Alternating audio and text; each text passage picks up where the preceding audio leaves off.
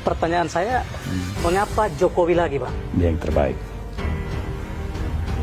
Kita rugi kalau dia tidak terpilih. Dari saya, mungkin bisa saya ini disebutkan sebagai sebuah subjektivitas. Tapi saya mencoba secara jujur harus menyatakan di sana ada subjektivitas, tapi di sana ada juga objektivitas itu sendiri. Dari dua komponen kesatuan ini, Jokowi yang terbaik. Apa yang menjadi dasar pemikiran Abang bahwa Jokowi yang terbaik? Jokowi memasukin awal masa pemerintahan dengan dua hal yang harus menjadi catatan kita sebaik pada waktu itu. Satu, dia mendapatkan dukungan parlemen yang minoritas. Mungkin ada PDIP, ada Nasdem, ada PKB. Kedua itu siapa? Ada. Kedua, defisit transaksi anggaran ini sedang berjalan. Kedua hal ini, yang pertama dia bisa mengkonsolidasikan komunikasi politik yang bagus dari dukungan yang minoritas menjadi mayoritas. Itu yang pertama. Yang kedua, alam nampaknya berpihak pada dia, itu jelas. Harga minyak dunia pada waktu itu hampir 100 US dollar per barel. Nggak ada angin, nggak ada hujan, drop jadi 40. Jadi subsidi anggaran kita itu menurun habis. Dia bisa lebih gampang memanage ini. Maka ketika dia mengawalinya dengan memprioritaskan pembangunan infrastruktur dengan anggaran yang cukup besar, ini sebuah program jangka panjang. Sebenarnya inilah impian-impian besar daripada para pendiri bangsa ini yang dia mulai realisasikan. Sayang itu sedikit terlambat. Sebagai ilustrasi saya ingin katakan, ini khusus infrastruktur. Pada tahun 77, negara kita ini sudah memiliki satu infrastruktur yang hebat yang namanya jalan tol Jagorawi. 60 km jaraknya. Pada waktu yang sama, Republik Rakyat China 1 kilometer pun dia nggak punya jalan tol. Waktu sama-sama berjalan. Hari ini seluruh jalan tol kita kapasitasnya tidak secara nasional tidak lebih dari 1000 km. Tidak lebih. Tapi China sudah 300-an ribuan kilometer. Jalan-jalan tol mereka. Nah, ini ada sesuatu yang kita harusnya bertanya pada diri kita, kenapa? Banyak contoh-contoh lain. Kita sama-sama mendirikan pabrik pesawat udara. Ada Nurtanio. Saat yang sama berhasil mendirikan juga Embraer. Sekarang Embraer sudah mendunia, salah satu industri pesawat udara yang cukup terkenal,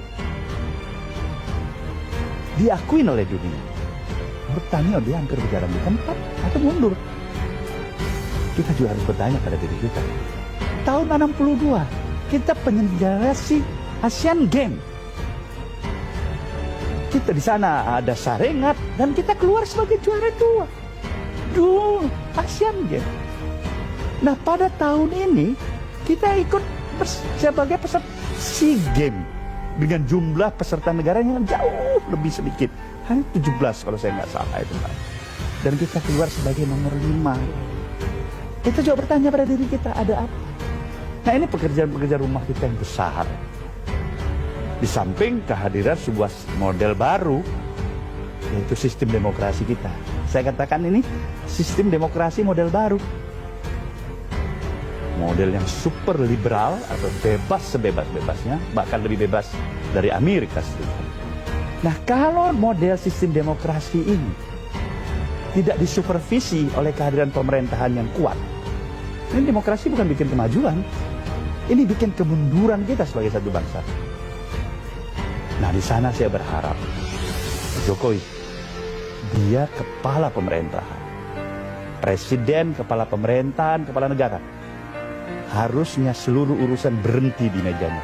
Sejauh ini apa yang dilakukan oleh Pak Jokowi sudah on the track Pak ya, sudah memuaskan? Sejauh ini sudah on the track, walaupun belum memuaskan. Kalau kita lihat tingkat kepercayaan, tingkat kepuasan publik dari berbagai macam survei itu 70% Pak. Itu relatif tinggi. Tapi Abang punya catatan khusus apa yang harus dibenahi lagi? Oh, banyak hal. Tapi kalau Pak Jokowi konsisten menjalankan seperti apa yang sudah dijalankan selama ini, itu akan bertambah kepercayaan publik itu. Bisa di atas 80%. Masyarakat membutuhkan sebenarnya. Ini kan dunia masyarakat Indonesia yang paternalistik. Kalau ini hadir, maka arti pola paternalistik masyarakat ini berbuah baik, menghasilkan hal yang positif. Tetapi kalau tidak hadirin seperti ini akan merusak, mendestroy semuanya. Bang, ketika Abang mengumumkan secara resmi Pak Jokowi, Pak Jokowi sendiri mengatakan bahwa, wah, Bang Surya ini sangat cepat, apa-apa serba cepat. Dan sepertinya nih Abang mencuri start deh partai lain yang secara historis menjadi pendukung Pak Jokowi, PDIP belum, Abang maju duluan nih Bang. Ini sudah ada komunikasi politik dengan PDIP atau Abang maju aja nih, gak ada masalah? Komunikasi politik itu ada dua hal. Ada yang formal, ada yang informal. Saya lebih mendahulukan komunikasi politik yang lebih cair, lebih informal. Formal itu kita bisa lakukan dengan rapat-rapat formal. Tapi komunikasi politik informal itu di mana saja. Tentu dia harus terjaga secara baik. Kalaupun itu dianggap cepat, itu mungkin memang Nasdem ini harus tahu diri. Kalau dia mengambil seluruh polisi kebijakan, langkah-langkah percaturan politiknya, sama dengan senior-senior partai yang sudah jam terbang yang hebat, asam garam perjalanan kehidupan yang cukup luas, dia samakan gerak langgamnya sama, dia nggak dapat tempat di Nasdem.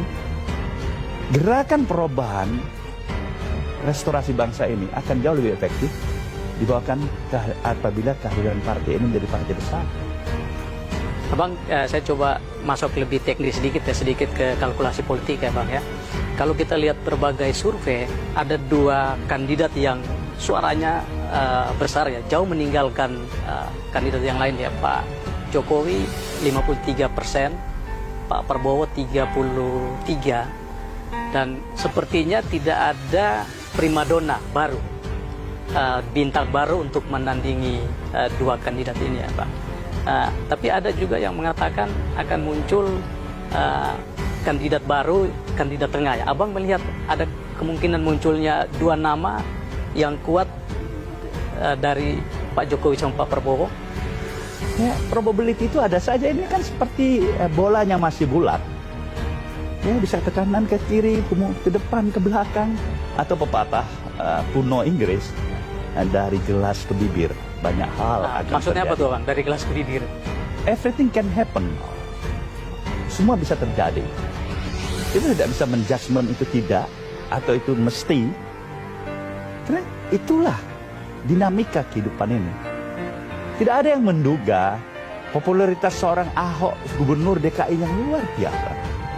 Kinerja, output kinerjanya yang luar biasa. Dia di penjara hari ini.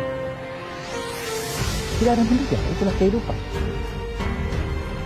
Dan pemenangnya Anies Baswedan, Bang Surya. Ya, tentu ada yang kalah, ada yang menang.